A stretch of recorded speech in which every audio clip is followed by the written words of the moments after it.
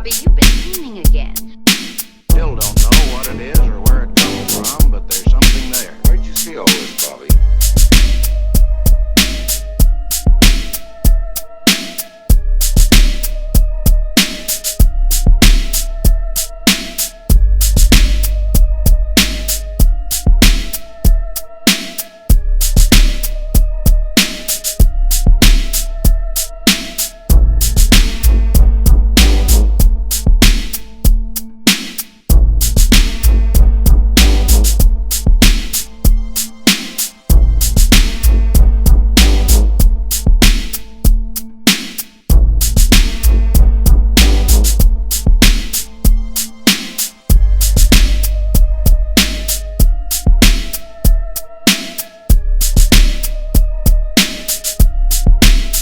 How's everything in the UK? Well, you know, a bit like all around the world, everybody's very on edge at the moment, what with the virus and all the rest of it. And lots of people wondering what's really going on. But yeah, you know, things are strange, very strange. Yes, I was just checking on UK, and I believe it was either up to 24 or 26 fatalities. Well, you know, I mean, the numbers, they're unreliable. We don't really know what the real numbers are. But, you know, you've got a lot of people wondering whether there's more deaths than we know or whether they're exaggerating them. You know, nobody really knows what to think. Yeah, it's really, you know, over here in the US, it's like, I don't know. I think within the next, I hate to say, but probably within the next couple weeks we may just really see where we're really at, but it's getting bad over here too. Stores just losing, you know, there's like everybody's just clearing out everything, and it's scary as to what could happen if, you know, they shut down supplies and gas and all that kind of stuff, you know. Well, I think that maybe this is a kind of a wake-up call, and, you know, it's really going to make people value what they have got, I think. It's going to be very interesting to see, looking back on this, you know, whether people look at their lives again and think we need to do it all a bit differently. All right.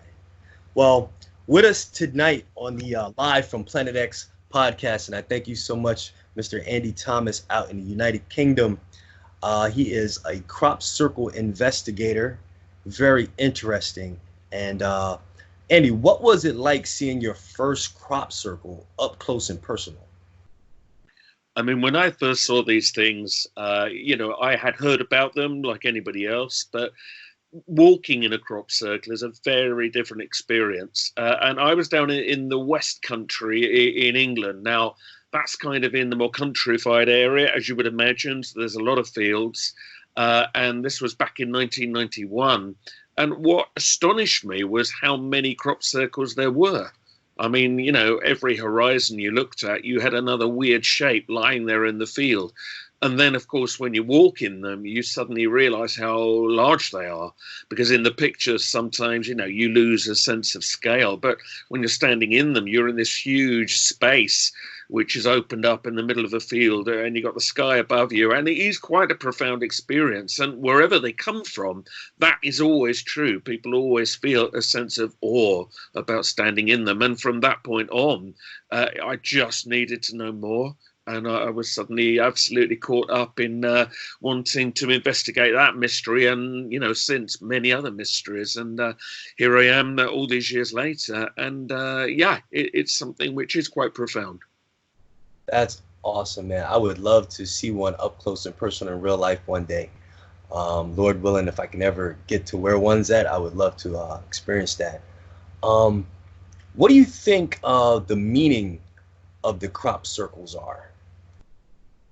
I mean, this is one of the things that is very hard to resolve because, I mean, there's many theories. Okay, so let's deal with the obvious one. Some people say it's all a joke. They're all made by people with planks of wood and garden rocks. Okay, and some are made that way. Now, that's true. Some are made that way. However, I think it's very clear when you look at the evidence, they can't all be made that way. And just to get, to establish this, there are eyewitnesses, people who've watched them appearing within seconds in front of their eyes. You've got strange lights flying around the field. You've got biological anomalies in the plants. You've got all of this, which suggests that some at least have some other agent involved here.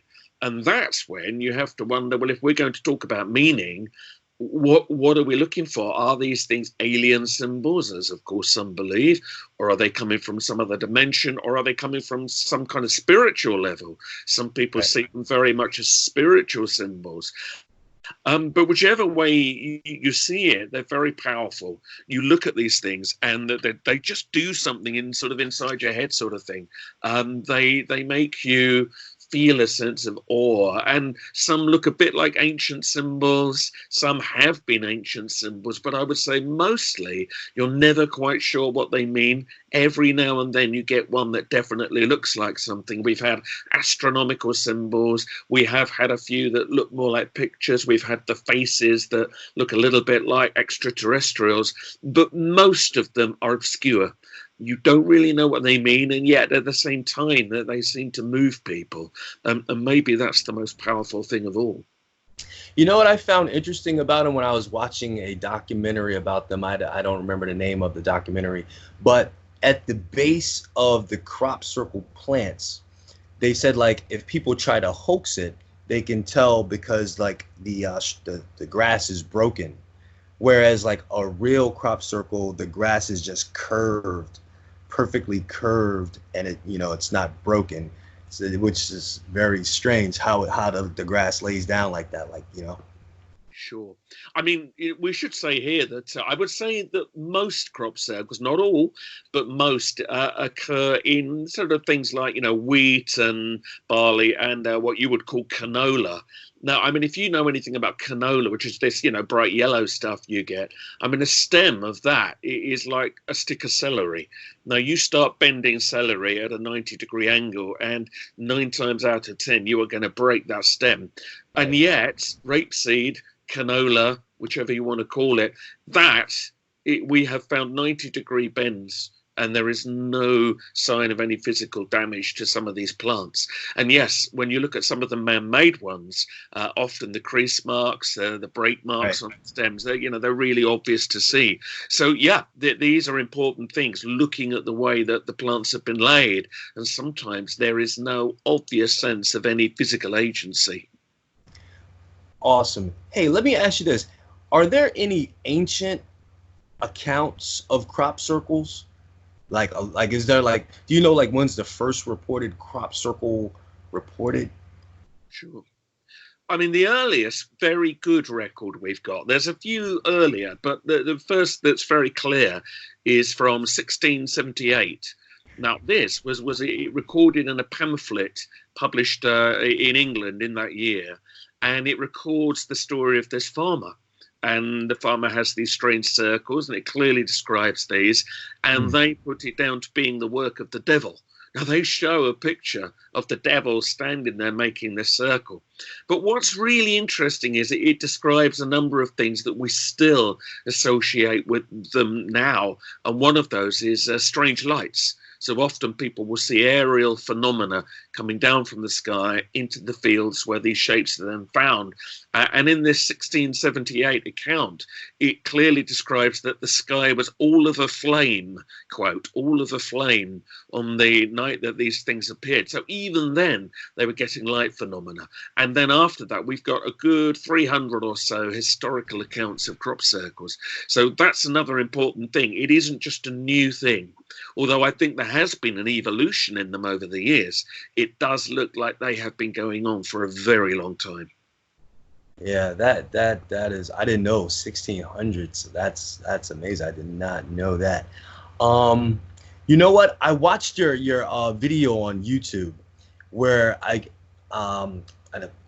might get some of the details wrong. I apologize, but it was like you and some of your friends were up somewhere out in the field, and you guys had meditated and like concentrated on like a certain design, of a crop circle, and then lo and behold, that crop circle, it appeared, was it that night or the next day?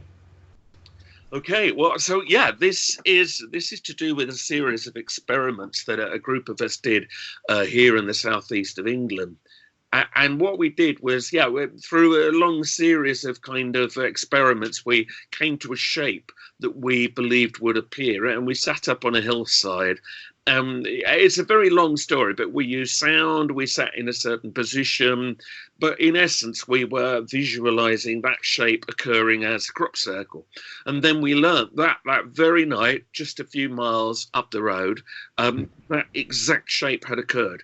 Now, nobody knew what we had chosen. Now, we didn't make it. I know everybody says, you guys must have made it. Well, we didn't.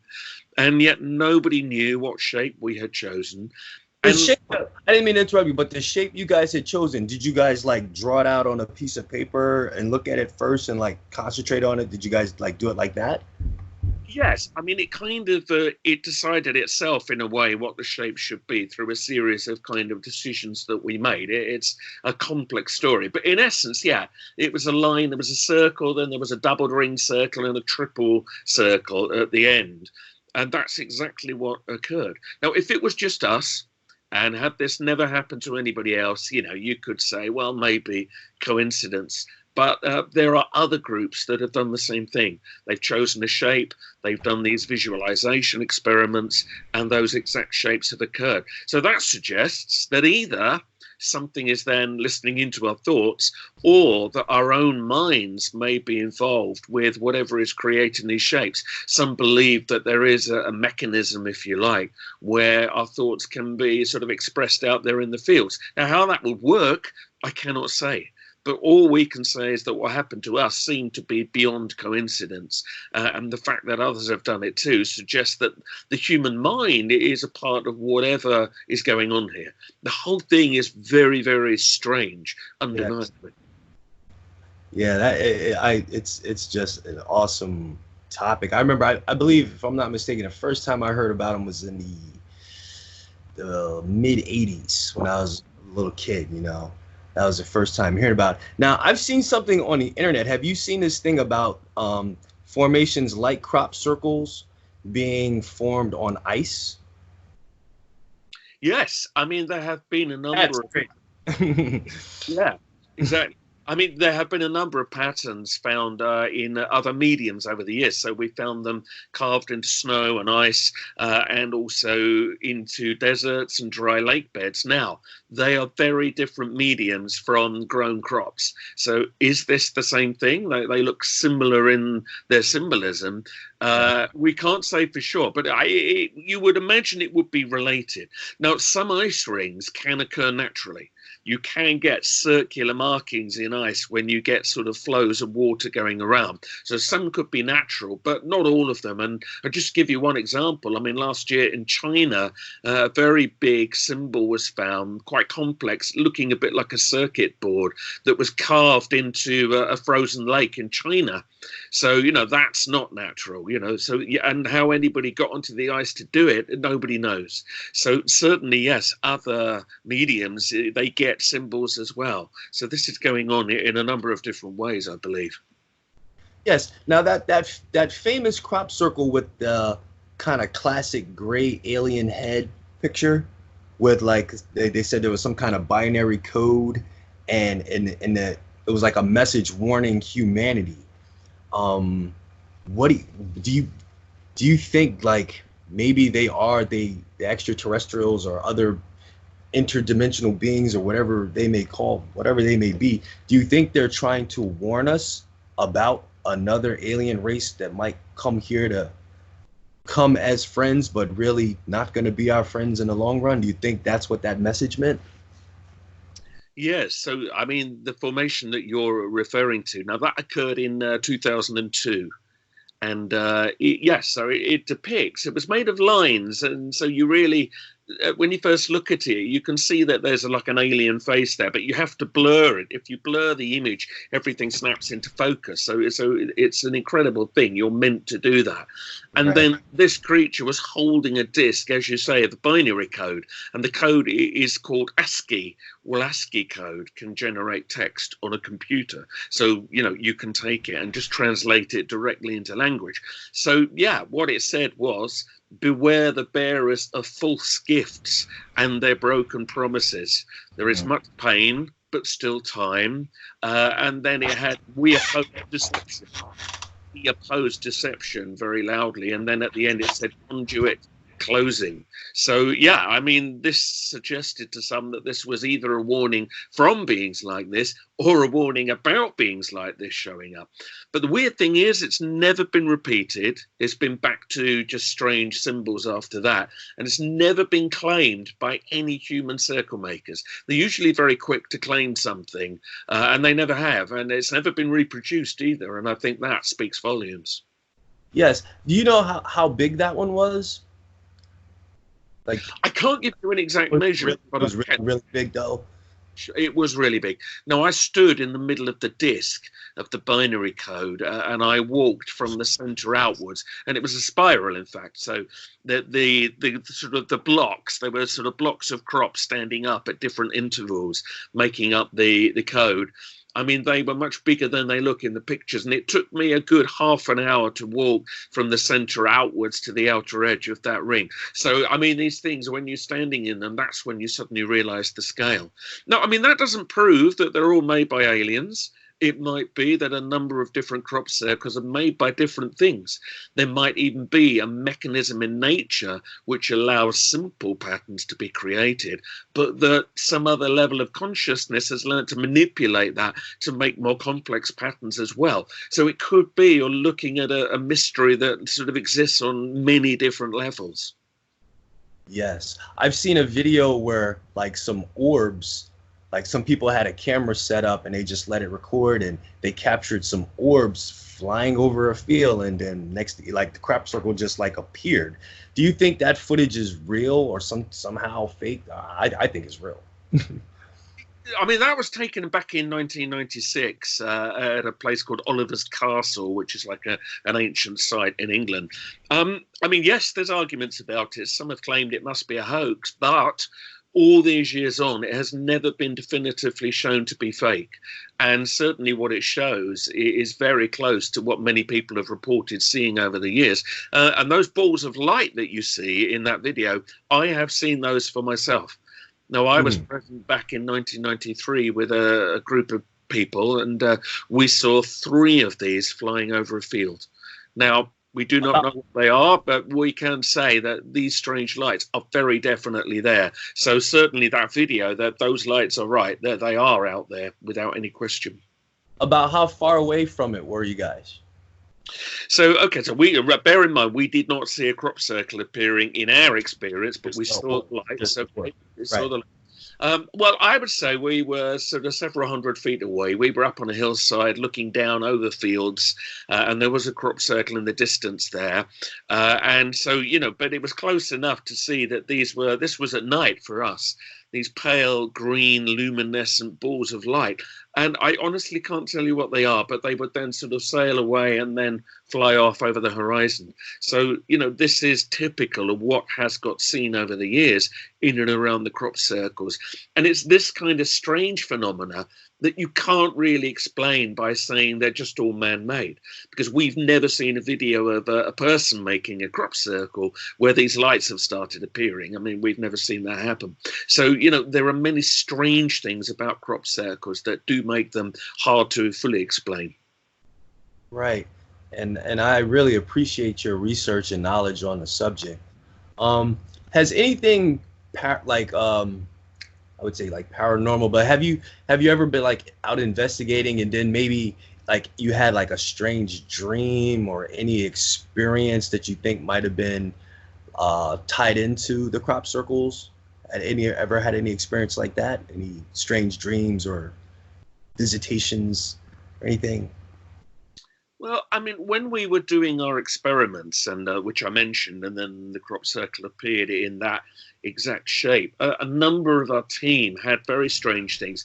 That's at the same time that I saw the balls of light, and another member of the team was present with me that night. Another member of the team, somewhere different, also witnessed a ball of light flying over a major road here. So, this is all stuff that's very definite. But also strange things did begin to occur. And I had a very, very strange experience where it suddenly sounded like in the middle of the night, somebody was trying to drill through the bedroom wall and nobody was, because the neighbors heard nothing. And I mean, I'm talking about the whole house shaking. I mean, that's how loud it was. And it was quite frightening, actually. And this happened twice in one night. But we talked to other people. Nobody else heard it. Nobody else saw it. So it was all very strange. And, some people suggested at the time, well, maybe if you're making like a psychic link with the crop circles or whatever's making them, maybe you're opening up to other strange experiences. I mean, I cannot explain what happened, but it was, I have to say, very, very odd. So, yeah, a number of us did have strange things. I mean, as for strange dreams, maybe less so. But, yeah, experiences which, none of us were really able to clearly sort of pin down. Yeah, very much so.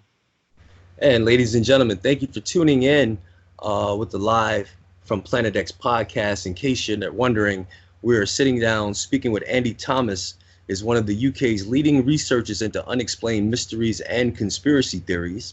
His many books include the acclaimed The Truth Agenda, which explores paranormal phenomena, global cover-ups and prophecies, and he also has Vital Signs, widely described as the definitive guide to controversial crop circle phenomenon and nominated for Kindred Spirit magazine's Best Book Award. Andy lectures regularly around the world and makes many appearances on TV and radio. You can check him out at truthagenda.org. Now, Mr. Thomas, I just wanted to ask you, what was the last crop circle you seen? Like, what was the latest one? So, I mean, clearly they tend to be found mostly in the summer, occasionally not, sometimes out of season, but, they'll mainly be in the summer. So there was a formation that I visited last summer. I mean, it's impossible to get to them all. I'd love to. But, when you think, there are hundreds sometimes occurring in a single season, you can't catch up with them all. But I always try every year to get to at least 2 or 3 if possible. And, they are certainly worth visiting. I mean, you've had some out there in the States. You don't get many. I don't know why that is, but there have been some over the years. So you never know. You might get your chance. But I recommend it because then you realize the reality of what you're dealing with, and you see the way the crop is woven, the way it's laid, the way it flows in a very beautiful way. It's almost like looking at water. And you can sometimes lift up the crop flowing in one direction and find other layers, other levels sort of running in different directions underneath. So that element to it, the way they are laid, you can't always appreciate that from just looking at pictures from above. And when you're in them, you really begin to see the detail that's involved. And, that's what makes them so fascinating. Why do you think that is? I know you were saying, we got some over here in the States. Why do you think the media, why do you think the media, they try to downplay it? Like, why do you think people aren't taking this a little more serious to do some more research into it? Why do you think that is? What's the phobia of that? Yeah, that's a good question. I mean, there's no question that the media misrepresent crop circles. They actively lie about them. I mean, we had 2 different summers over here.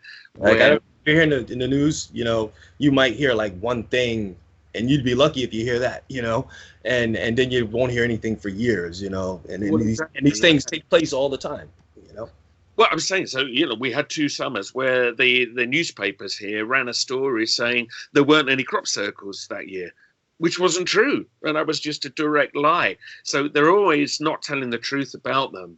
And I think the media, either they are being ordered to stay quiet, or they have just got so kind of, reflex-like in their skepticism that they don't want to even look at it anymore. They've debunked it all they can do, so they probably run out of interest in it. Or, there is a greater agenda. I mean, if the powers that be do fear that there might be some alien power out there which might come here visiting, I suppose they wouldn't want everybody to know that. So it's in their interest to downplay the crop circles. But I mean, there are as many crop circles occurring now each year as there have been for a few years. So it hasn't gone away. And yet you just don't hear very much about them anymore. But it is worth looking at the evidence, and then you realize there are still, many extraordinary crop formations occurring every year. Yes, ladies and gentlemen, you can check out Andy Thomas's books, Vital Signs, A Complete Guide to the Crop Circle Mystery, also Conspiracies, The Facts, the Theories, and the Evidence. Andy, where can they get those books at? Sure, you'll find them all on Amazon and similar retailers. And if anybody wants more information about the books and about me, and there's lots of videos to watch, by the way, on my website, have a look at truthagenda.org, and you can find links to all the books and watch lots of videos and, see what I'm getting up to. And I'm out there investigating a lot of other mysteries as well. And as you say, trying to understand conspiracies and all the rest of it. So there's a lot there to talk about. Yes, and that's truthagenda.org, TRUTHAG like George, EN like Nancy, D like David, A like Apple, truthagenda.org. Now, the other mysteries that what else is on your plate? What's another subject that you really got your interest into investigating? I mean, you mentioned the book Conspiracies, which has just come out, actually, a brand new version of it. There was a version a few years ago. But it's new because there are so many things going on in the world now where people don't believe they're being told the truth. And whether that's, theories about classic ones like John F. Kennedy, or modern ones like 9/11, or Princess Diana, or the moon landings, all these classic things, they don't go away. And the reason that people still doubt is because it's very obvious that the mainstream media isn't giving the full picture. And it's very obvious that authorities never tell the true story. And of course, when you do that, you will get conspiracy arguments. And certainly some of them are valid. So, the book Conspiracies is trying to look at this in a sensible way, a balanced way, very reasonable, to make people at the very least see that there are conversations here that we should be having. Because, I mean, if they're misrepresenting something as beautiful and as simple as a crop circle, if you like, well, then they must also be manipulating information about all the other bigger, more serious stuff as well. So really, that's the journey I've gone on by realizing with my work with, crop circles and UFOs and things like that, I realized that they were being misrepresented, and what I try to do now is kind of expand that to a lot of other very, very important subjects. And yet, we're dealing with a lot of censorship now. The online world is being heavily censored, and videos are being taken down, and stuff is vanishing off of search engines. So, I'm trying to alert people to that as well. Part of what I'm doing and the talks that I do out there, many of which you will find on YouTube still, just at the moment, it's trying to alert people to protect this knowledge, because it may not always be there if the authorities get their way. And we need to make sure that free speech, actually real free speech, does continue to exist. So, that's something that, I'm very caught up with as well. It's very important. Yes, and I thank you for it. In my the video description, I'm going to put your links and things like that, to let people know where they can, get in contact with you. But do you have any upcoming events or any speaking events coming up? I know with the coronavirus going on, that's kind of canceling a lot of things. Yes, I'm afraid it is. Well, I mean, yes, if you want to find out where I'm speaking, if you look at my website, which you mentioned, truthagenda.org, there are lists of dates there coming up. And of course, many of them will be here in the UK, but not always. They can be in other countries too. But I'm part of a big conference which is held in late summer. So we're hoping that by then the whole virus thing will have died down. But that's called the Glastonbury Symposium. And I'm very involved with that. And that that is 30 years old this year. And it looks at everything, mysteries, truth, new science, all kinds of different things, trying to get the word out there. So if anybody wants to come over to England and have an amazing time in historic Glastonbury, which is a very famous place over here associated with King Arthur and all of that, I recommend it. And then you get 3 days of really amazing international speakers, so I'm one of the organizers, but I also do present there as well. And that's a big thing. But we're really hoping that all the scare at the moment that we have with the virus, that would have hopefully faded away by then. Let's hope. Yes, let's hope. We pray for the world. Well, Mr. Andy Thomas, I salute you, and I thank you so much for being with me here live on the Live from Planet X podcast. And I'm so grateful, and I really appreciate you. And salute you. Thank you. And tell your colleagues, your friends who you do the research with, that Robert Brady, a.k.a. Zaire, over here in Florida in the United States, paying attention and letting my friends know and letting it branch out into the world. Try my best. I will do, and well done. Keep going. Fantastic. Thank you.